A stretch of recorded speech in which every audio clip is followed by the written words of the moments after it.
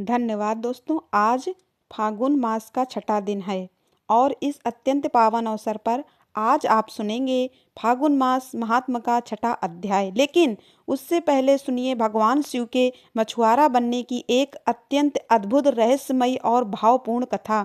आप सभी से विनम्र अनुरोध है, कथा को ध्यानपूर्वक और अंत तक सुनिए। और यदि ये कथा आपको अच्छी लगती हो, यदि भगवान शिव में आपकी सच्ची भक्ति हो, तो कृपया इस वीडियोस को लाइक भी अवश्य करें और हो सके तो शेयर भी करें, सब्सक्राइब भी करें, ताकि अधिक से अधिक लोग इन दिव्य कथाओं का श्रवण कर सकें। एक बार की बात है, भगवान शिव कैलाश पर्वत पर विराजमान होकर देवी पार्वती जी को वेदों के गुण और गहन रहस्य समझा रहे थे। देवी पार्वती जी बड़े ही ध्यान और श्रद्धा से उन्हें सुन रही थी, किंतु बीच बीच में उन्हें हल्की सी ऊँग भी आने लगी थी। जब बहुत प्रयास करने पर भी देवी पार्वती अपना मन पूर्ण रूप से एकाग्र नहीं कर सकी, तो भगवान शिव थोड़े आवेश में आकर बोले, देवी ये क्या हो रहा है? मैं तुम्हें इतना गढ़ रहस्य समझा रहा हूँ और तुम ऊँग रही हो। तुम तो उतनी ही बुद्धि हो है जितनी किसी मछुआरे की स्त्री में होती है। जाओ मृत्युलोक में किसी मछुआरे की स्त्री के रूप में जन्म लो। भगवान शिव के इस वचन रूपी श्राप से देवी पार्वती उसी क्षण वहां से अंतर्ध्यान हो गई। कुछ ही समय बाद भगवान शिव को अपने कहे हुए शब्दों पर गहरा पश्चाताप होने लगा। वे सोचने लगे, ये मैंने क्या कर दिया? जिसका स्नेह मेरे लिए आता था उसी को मैंने क्रोध में आकर त्याग दिया। भगवान शिव की यह व्यथा उनके परम सेवक नंदी से छिपी नहीं रह सकी। नंदी मन ही मन सोचने लगे, स्वामी माता पार्वती के बिना अत्यंत व्याकुल हैं। जब तक माता वापस नहीं आएंगी स्वामी को चैन नहीं मिलेगा। उधर देवी पार्वती मृत्युलोक में पहुंची और पूर्ण वृक्ष के नीचे एक नन्हे शिशु बालिका के रूप में लेट गईं। कुछ ही देर में पुंवर कबीले के कुछ मछुआरे अपने सरदार के साथ वहां से गुजर रहे थे। तभी उनकी दृष्टि उस सुंदर कन्या पर पड़ी। सरदार ने उस बालिका को उठाया और भगवान को दिया हुआ उपहार समझकर अपने घर ले आया। उसने उस बालिका का नाम रखा पार्वती। जब पार्वती कुछ बड़ी हुई तो वह अपने पिता के साथ मछलियां पकड़ने जाने लगी। समय के साथ उन्होंने नाव चलाना भी सीख लिया। पार्वती अत्यंत रूपवती थी। कबीले के अनेक युवक उनके सौंदर्य की प्रशंसा करते नहीं थकते थे। कई युवक तो उनसे विवाह करने के इच्छुक भी थे, किंतु पार्वती किसी के साथ विवाह के लिए तैयार नहीं होती थी। उधर कैलाश पर्वत पर भगवान शिव को देवी पार्वती का वियोग असहनीय हो चला था।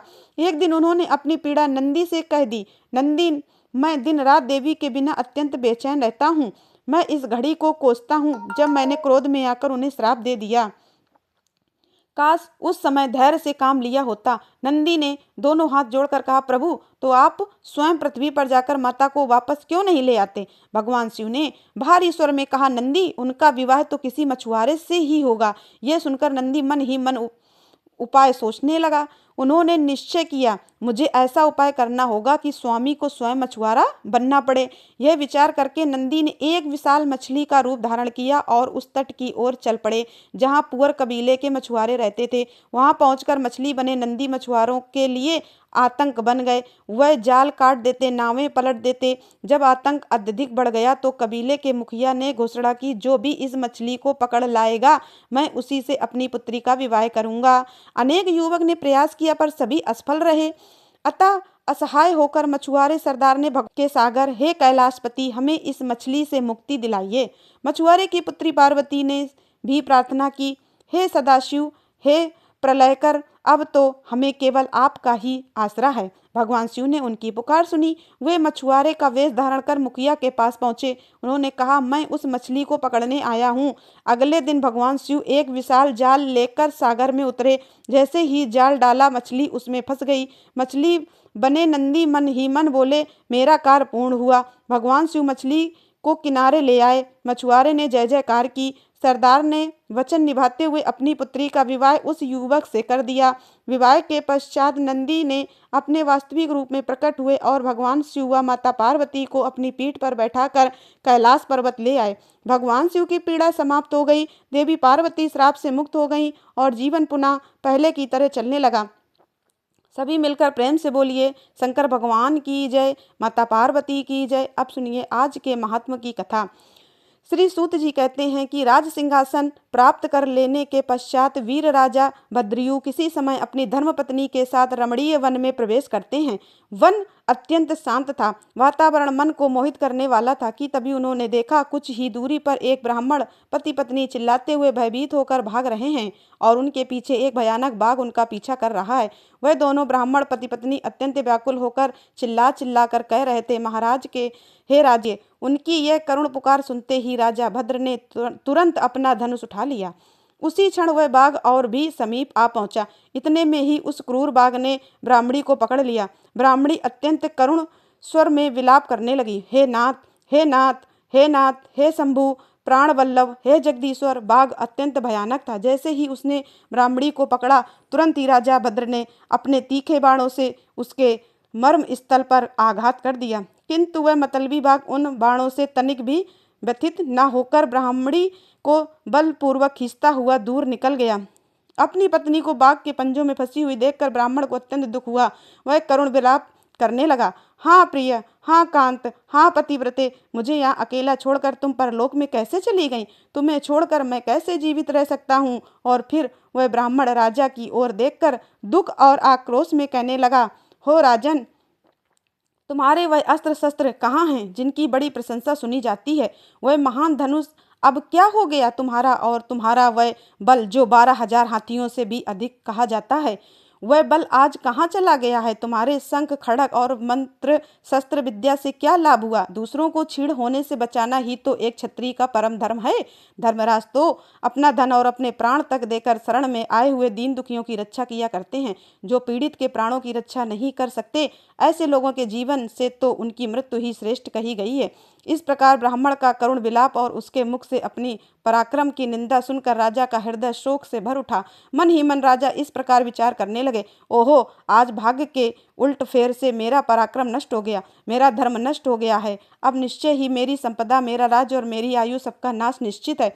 ऐसा कहकर राजा भद्रायु उस ब्राह्मण के चरणों में गिर पड़े। उसे धैर्य देते हुए राजा बोले, हे ब्राह्मण, मेरा प्राकरण नष्ट हो गया है। मैं क्षत्रिय होकर अपने धर्म से च्युत हो गया हूँ। आप मुझ पर कृपा कीजिए, महामते शोक का त्याग कीजिए। मैं आपको मनवांछित वस्तु दूंगा। यह राज्य, यह रानी और यह मेरा शरीर सब कुछ आपके अधीन है। आप जो चाहे आज्ञा दीजिए। ब्राह्मण बोले, राजन, अंधे को भला दंप से क्या काम? जो भिक्षा मांगकर जीवन निर्वाह करता हो वह अनेक घर पाकर क्या करेगा? जो मूर्ख हो उसे पुस्तक से क्या प्रयोजन? और जिसके पास स्त्री न हो वह धन पाकर क्या करेगा? मेरी पत्नी चली गई है। मैंने जीवन में कभी काम सुख का उपभोग नहीं किया, अतः आप भोग के लिए आप अपनी इस बड़ी रानी को मुझे दे दीजिए। यह सुनकर राजा बोले, हे ब्राह्मण, क्या यही तुम्हारा धर्म है? क्या तुम्हारे गुरु ने तुम्हें यही उपदेश दिया है? क्या तुम नहीं जानते कि पराई स्त्री का स्पर्श स्वर्ग और सदति का नाश करने वाला है? पर स्त्री के उपभोग से जो पाप अर्जित होता वह सैकड़ों प्रायश्चितों से भी कभी नष्ट नहीं होता। ब्राह्मण बोला, राजन, मैं अपनी तपस्या से ब्रह्म हत्या और मदिरा पान जैसे घोर पापों का भी नाश कर सकता हूँ। फिर पर स्त्री संगम भला किस गिनती में है? अतः आप अपनी पत्नी मुझे स्वयं दीजिए, नहीं तो आपका निश्चित ही नरक गति प्राप्त होगी। ब्राह्मण की यह बात सुनकर राजा ने मन ही मन विचार किया, यदि मैं ब्राह्मण के प्राणों की रक्षा नहीं कर सका तो यह महापाप होगा। इस पाप के से बचने के लिए अपनी पत्नी को दे देना ही श्रेष्ठ मार्ग है। इस श्रेष्ठ ब्राह्मण को पत्नी दान करके मैं पाप से मुक्त होकर शीघ्र ही अग्नि में प्रवेश कर जाऊंगा। ऐसा निश्चय कर राजा ने अग्नि जलाई, ब्राह्मण को बुलाया और विधि पूर्वक अपनी पत्नी उसे अर्पित कर दी। इसके बाद राजा ने स्नान किया, स्वयं को पवित्र किया, देवताओं को प्रणाम किया, अग्नि की 2 बार परिक्रमा की, फिर एकाग्रचित होकर भगवान शिव का ध्यान करने लगे। राजा जब अग्नि में प्रवेश करने को तत्पर हुए, उसी क्षण जगतपति भगवान विश्वनाथ वहां सहसा प्रकट हो गए। भगवान शिव के 5 मुख थे, मस्तक पर चंद्रकला शोभायमान थी, कुछ कुछ पीले रंग की जटाएं लटक रही थीं। वे करोड़ों सूर्य के समान तेजस्वी थे। उनके हाथों में त्रिशूल, खड़क, कुरार, ढाल, मृग, अभय मुद्रा, भृद मुद्रा और पिनाक शोभा पा रहे थे। वे बैल की पीठ पर विराजमान थे। भगवान नीलकंठ को अपने सामने प्रत्यक्ष देखकर राजा भद्रायु आनंद से भर उठे। हाथ जोड़कर उन्होंने भगवान की स्तुति की। राजा की स्तुति महेश्वर बोले, राजन, तुमने सदा सर्वदा किसी अन्य का चिंतन न करके मेरा ही पूजन किया है। तुम्हारी इस भक्ति और पवित्र स्तुति से मैं अत्यंत प्रसन्न हूँ। तुम्हारी भक्ति की परीक्षा लेने के लिए ही मैं स्वयं ब्राह्मण का रूप धारण करता था।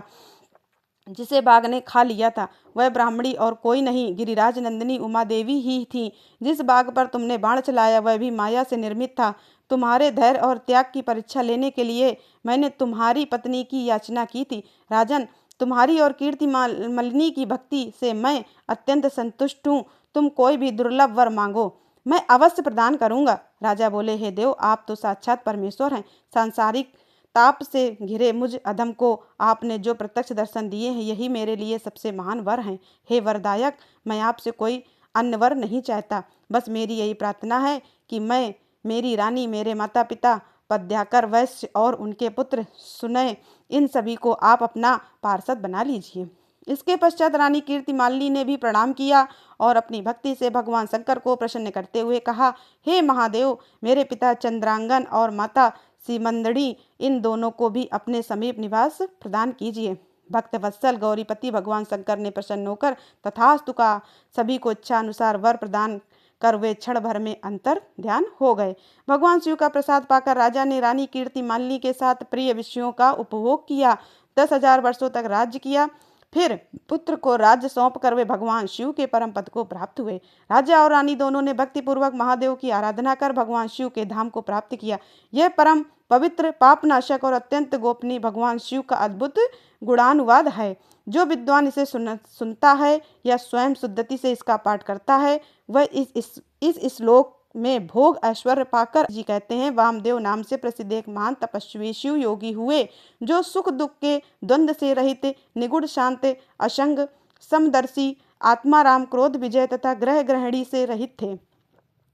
वे सब पर दया करने में सदा संलग्न रहते थे। एक दिन वे महात्मा स्वेच्छा से विचरण करते हुए भयंकर क्रोचारण में जा पहुँचे। उस नितांत निर्जन और घोर वन में एक अत्यंत भयानक ब्रह्मा राक्षस निवास करता था। वह राक्षस भूख और प्यास से अत्यंत व्याकुल रहता था। उसका रूप इतना डरावना था कि उसे देखकर बड़े बड़े वीर भी कांप उठते थे। एक दिन उसी वन में यज्ञेश्वर महात्मा वामदेव जी विचरण करते हुए पहुंचे।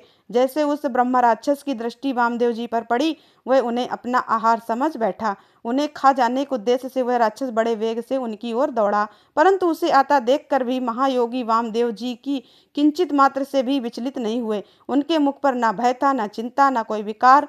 वह घोर ब्रह्मा राक्षस दौड़ कर आया और उसने वामदेव जी को पकड़ लिया, पर जैसे ही उसके हाथों ने वामदेव जी के पवित्र अंगों का स्पर्श किया तत्क्षण उसकी संपूर्ण पाप राशि नष्ट हो गई। उस क्षण उसे अपने सभी पूर्व जन्मों का स्मरण होकर जिस प्रकार चिंतामणि अर्थात स्पर्श मणि के स्पर्श से लोहा भी सोना बन जाता है, जिस प्रकार मानसरोवर में पहुंचकर कौवे भी हंस बन जाते हैं और जिस प्रकार एक बार भी अमृत पान कर लेने से मनुष्य अजर अमर देवता बन जाता है, उसी प्रकार महात्मा पुरुष अपने दर्शन, स्पर्श और संग से पापियों को भी तत्काल पवित्र कर देते हैं। इसी कारण सत्संग को अत्यंत दुर्लभ कहा गया है। जो राक्षस पहले भूख प्यास से विकल होकर गोह रूप धारण किए वन में विचर रहा था वही अब वामदेव जी के चरणों में गिर पड़ा। उसने दंडवत प्रणाम किया और विनीत स्वर में कहा, हे महायोगिन, मुझ पर प्रसन्न होइए, ये करुणानिधि मुझ पर कृपा कीजिए। कहा, मैं इस प्राणियों को भय देने वाला घोर पापी आत्मा, और कहाँ आप ऐसे दयालु, करुणामयी और महात्मा पुरुष। तब वामदेव जी ने शांत स्वर में पूछा, भयानक राक्षस का यह रूप धारण करके तुम इस वन में क्यों विचरण करते हो? तुम कौन हो और यहाँ किस कारण से रहते हो? हाँ, इससे 25वें जन्म पूर्व मैं पवन राष्ट्र का रक्षक हुआ करता था। उस समय मेरा नाम दुर्ज था। मैं अत्यंत पापी, दुराचारी और स्वेच्छाचारी था। प्रतिदिन नई नई स्त्रियों का उपभोग करने की इच्छा रखता था। नित्य एक एक स्त्री को भोग कर छोड़ देता और उन्हें घर के भीतर बंद कर अन्य स्त्रियों का अपहरण करवाता था। मेरे द्वारा भोगी गई वे स्त्रियां घर में बंद रहकर दिन रात शोक और दुख में डूबी रहती थी। मेरे राज्य के सभी ब्राह्मण अपनी स्त्रियों सहित भयभीत होकर पलायन कर गए। मैं सदाचार की बात करता हूँ, परंतु स्वयं घोर कुकर्मों से लिप्त रहता था।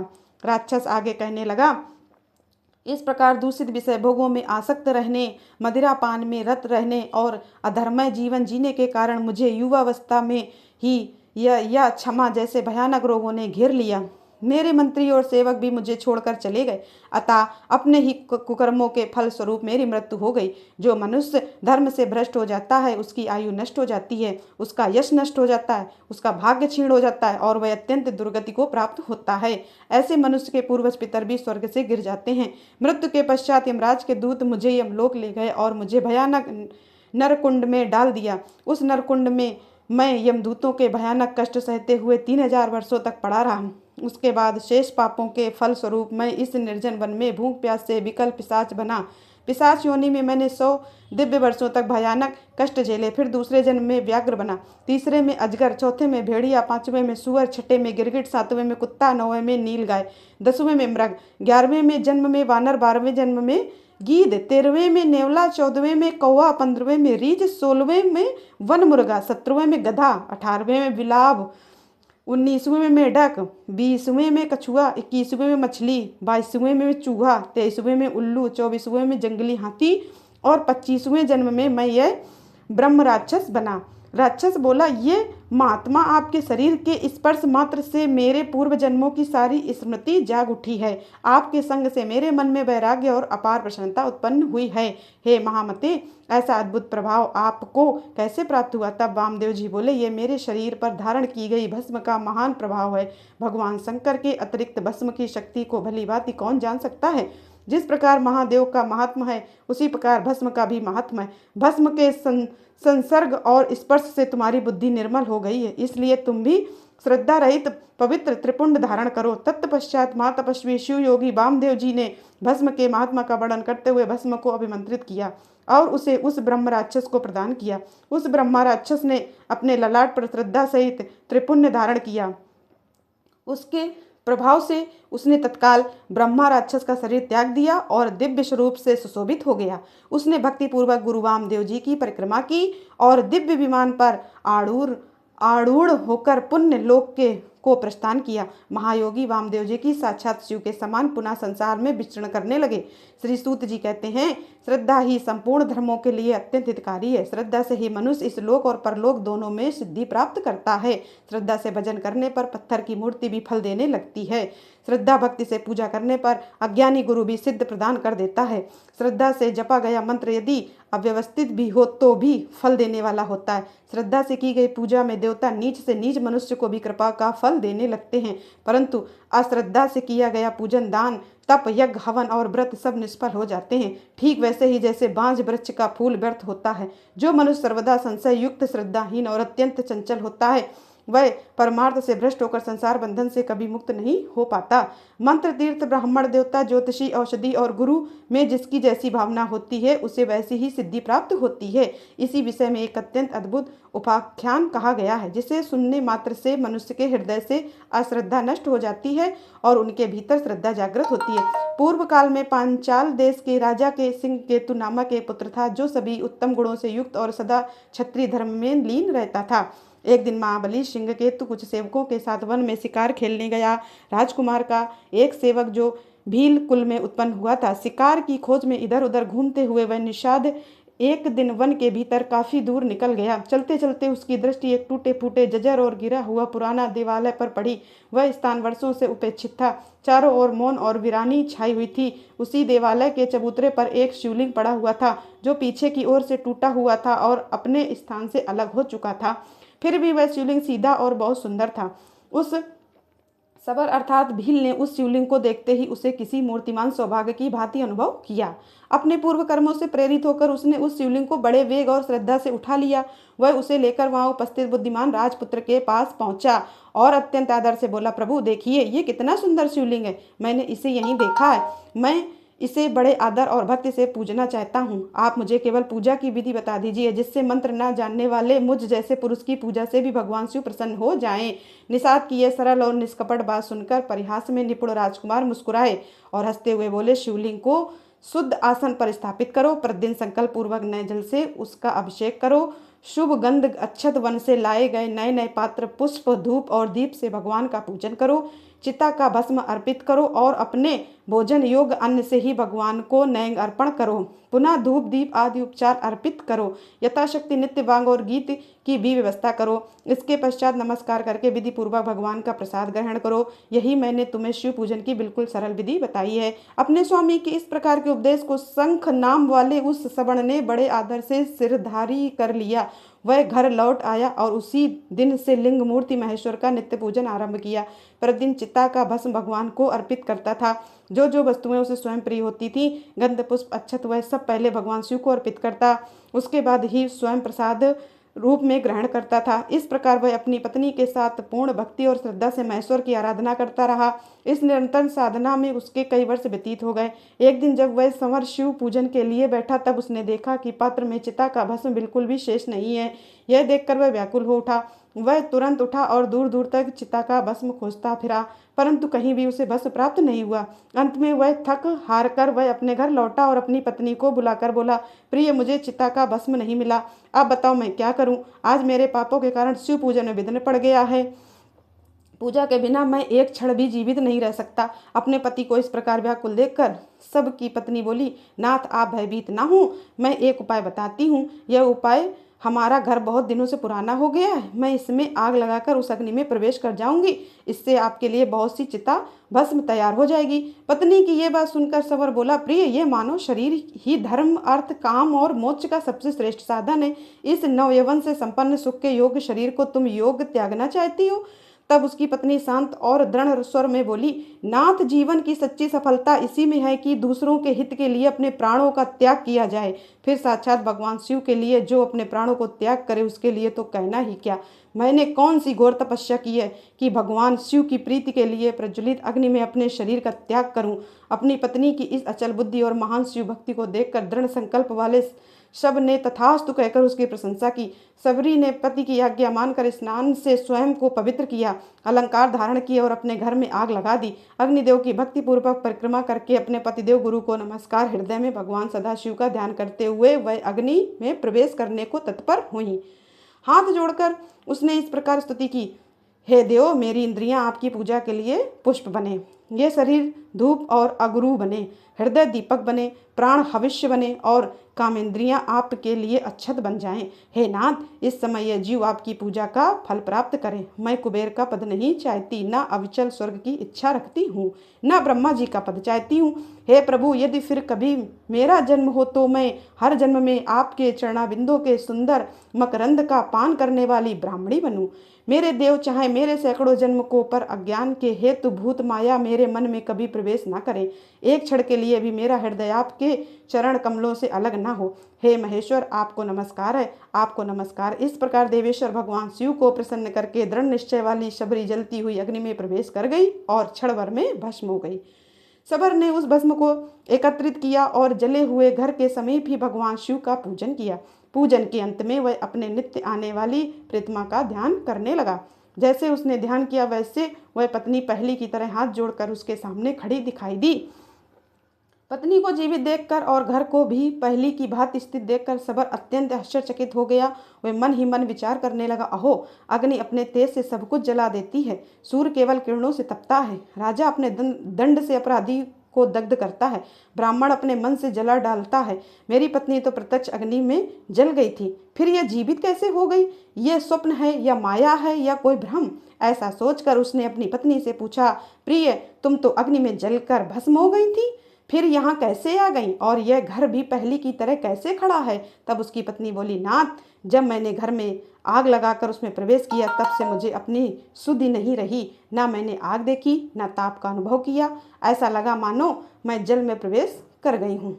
मैं आधे क्षण के लिए गहरी निंद्रा में सोई थी और फिर क्षण भर में जाग उठी। उठते ही मैंने देखा कि घर पहले की तरह स्थिर है। आज भी हर दिन की तरह भगवान शिव की पूजा के बाद में प्रसाद लेने आपके पास आई हूँ। इस प्रकार वे दोनों दंपति प्रेम पूर्वक वार्तालाप कर ही रहे थे कि तभी उनके सामने एक परम अद्भुत दिव्य विमान प्रकट हुआ। उस विमान पर भगवान शंकर के 4 सेवक आगे की ओर बैठे थे। उन्होंने दोनों निषाद दंपति का हाथ पकड़कर उन्हें विमान पर बिठा लिया।